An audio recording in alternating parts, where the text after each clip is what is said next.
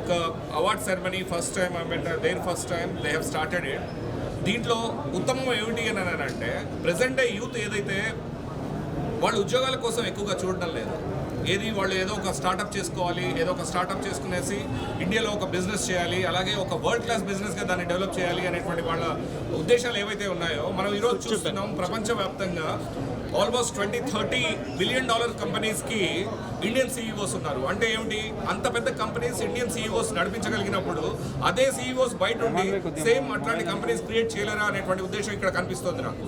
So present day యూత్లో ఆ thought process పెంచుతూ వాళ్ళు అలాంటి కంపెనీస్ క్రియేట్ చేస్తూ ఇండియాని ఏదైతే ఇవాళ మనకు ఇండియన్ నేషనల్ గవర్నమెంట్ ఏదైతే చూస్తుందో ఇండియాని ఫ్యూచర్లో వెళ్ళేసి 4th largest company economy in the world, 3rd largest company greatest economy in the వరల్డ్గా ఏదైతే తీసుకెళ్లాలని అనుకుంటున్నారో దాంట్లో ప్రెసెంట్ డే యూత్ని ఆ బిజినెస్ డైరెక్షన్లో అలా గ్రేట్ బిజినెస్ చేస్తూ ఒక కొత్త స్టార్ట్అప్ స్టార్ట్ చేస్తూ కొత్త పెద్ద కంపెనీలు క్రియేట్ చేస్తూ ఇండియాలో టాక్సేషన్ని కానీ, ఇండియాలో ఇన్ఫ్రాస్ట్రక్చర్ని కానీ, ఇండియాలో ఉండేటువంటి డెవలప్మెంట్ కానీ ముందుకు తీసుకెళ్తూ పెద్ద కంపెనీలు క్రియేట్ చేసి ఇండియాని ముందుకు తీసుకెళ్లే ప్రయత్నం ఏదైతే చేస్తున్నారో దాన్ని రికగ్నైజ్ చేస్తూ వాళ్ళని ఎంకరేజ్ చేస్తూ వాళ్ళకి ఇక్కడ అవార్డ్స్ ఇవ్వడం అనేటువంటిది ఒక అద్భుతమైన విషయం.